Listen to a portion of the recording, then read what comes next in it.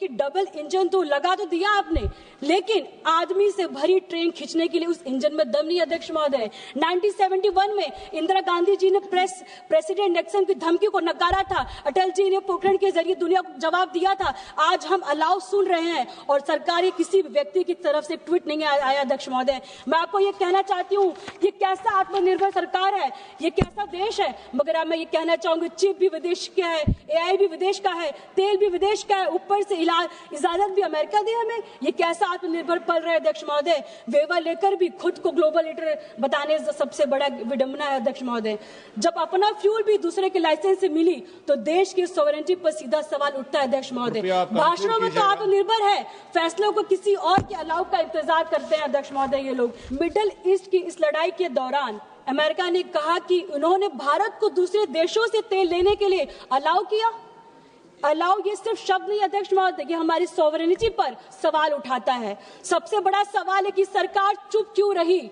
सरकार के जो ये लोग रोज बड़ी बड़ी बातें करते हैं अध्यक्ष महोदय, वो आज किसी दूसरे देश की प्रेस कॉन्फ्रेंस में अलाउ जैसे शब्द सुनकर चुप बैठे हैं अध्यक्ष महोदय। सरकार ने 12 साल में देश पर कर्ज का बोझ इतना बढ़ा दिया है कि जो पैसा गरीब के घर, किसान के खेत, बच्चे की पढ़ाई और मजदूर की तनख्वाह पर लगानी चाहिए वो पहले ही अधूरा चुकाने में चला जाता है।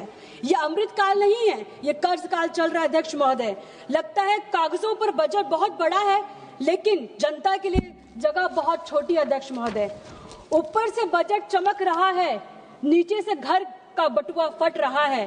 कागजों में तो सरप्लस लिखते हैं, लेकिन जिंदगी तो EMI भरते भरते कट रहा है। कर्ज बढ़ता जा रहा है, बजट पीछे छूट रहा है, डेब्ट तो एसेट से तेज भाग रहा है अध्यक्ष महोदय। ये कैसा अमृत काल है जहां आम हिंदुस्तानी का भविष्य गिरवा रखा जा रहा है। अध्यक्ष महोदय, 2019 में इस सरकार ने बड़ी कंपनियों का कॉर्पोरेट टैक्स 30% से घटाकर 22% कर दिया। ये हर साल 1.5 लाख करोड़ की राहत मिली, लेकिन सवाल ये है, ये पैसा कहां से रिकवर किया जा रहा है? मध्यम वर्ग से, किसान की जेब से, नौकर पेशी की सैलरी से। अब इनकम टैक्स कॉर्पोरेट टैक्स से ज्यादा हो गया अध्यक्ष महोदय। यानी सैलरी पाने वाला आम इंसान, छोटा व्यापारी, वो ज्यादा टैक्स दे रहा है और बड़ी कंपनियां कम। तो थ्योरी ये थी कि कॉर्पोरेट को छूट दो तो वो आपको इन्वेस्ट करेंगे, जॉब्स आएंगी। 12 साल हो गए अध्यक्ष महोदय, जॉब्स भी नहीं मिली, इन्वेस्टमेंट भी नहीं हुआ, लेकिन कॉर्पोरेट का मुनाफा जरूर बढ़ गया अध्यक्ष महोदय। माननीय अध्यक्ष महोदय, आज भारत का आम परिवार घर बनाने के लिए नहीं, बच्चों को पढ़ाने के लिए नहीं, रोटी के लिए कर्ज ले रहा है, इलाज के लिए कर्ज ले रहा है, शादी के लिए कर्ज ले रहा है और जिंदगी जीने के लिए कर्ज ले रहा है। जब कोई परिवार रोटी के लिए कर्ज लेता है अध्यक्ष महोदय, तो उसे विकास नहीं, विफलता कहते हैं अध्यक्ष महोदय। मजदूर तो बढ़ी नहीं, लेकिन महंगाई बढ़ती रही और इसी कैची में आम परिवार कट रहा है। घरेलू बचत 5 साल के सबसे निचले स्तर पर अध्यक्ष महोदय। ये आंकड़े चीख चीख कर बोल रहा है, लेकिन सरकार के कान बंद है, आंख भी बंद है और मुंह सिर्फ खुलता है तो विकसित भारत बोलने के लिए खुलता है अध्यक्ष महोदय। मैं ये कहना चाहूंगी आपको कि जनता को करीब 14% मेडिकल महंगाई सहनी पड़ती है, जो सरकार चार्ट में दिखाती नहीं है। करीब 12% शिक्षा महंगाई झेलनी पड़ती है, जो सरकार आंकड़ों में शामिल नहीं करती है। कई परिवार आज अपनी पुरानी कमाई का आधा हिस्सा सिर्फ एक बच्चों की पढ़ाई में लग जाता है और LPG की मांग ने तो हर रसोई को छुआ है और छोटे ढाबे बंद कर रहे हैं, कर्मचारी छटनी हो रही है। अध्यक्ष महोदय, असली महंगाई वो है जो आम आदमी को महसूस कराता है, जो किसी गवर्नमेंट रिपोर्ट में नहीं लिखी होती है।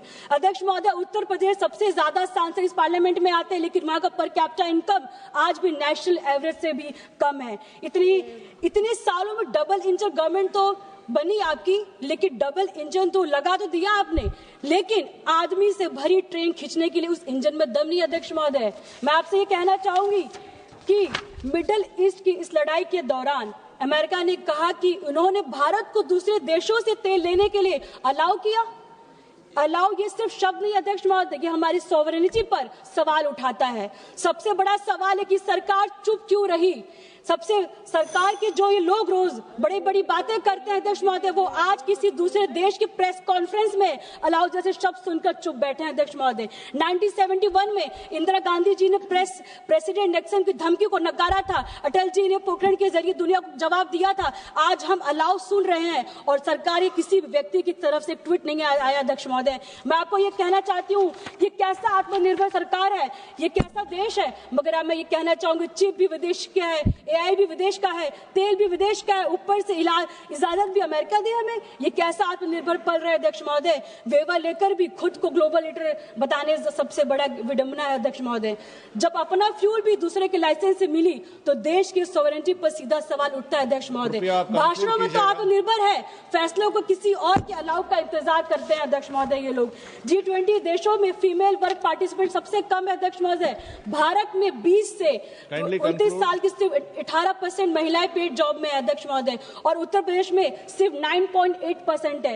रूरल सिक्योरिटी पर खर्च नहीं है, यानी उसकी सुरक्षा भी नहीं है और रोजगार भी नहीं है। और ऊपर से नारी शक्ति नारा थमा दिया जाता है अध्यक्ष महोदय। नारी शक्ति बैनर पर लिखने से नहीं होता अध्यक्ष महोदय, बजट में दिखाने से होता है। मैं आपसे कहूंगी 2 मिनट मुझे और दे दीजिए बोलने के लिए। और GDP में मैन्युफैक्चरिंग का हिस्सा बढ़ने की जगह घट गया है अध्यक्ष महोदय। जब हम 100 रुपए का फोन मेक इन इंडिया कहकर बेचते हैं और उसमें 85 का सामान चाइना से आता है, तो इस मैन्युफैक्चरिंग नहीं, इसको असेंबली कहते हैं अध्यक्ष महोदय। असेंबली को मैन्युफैक्चरिंग का नाम देना ही डाटा का हेराफेरी अध्यक्ष।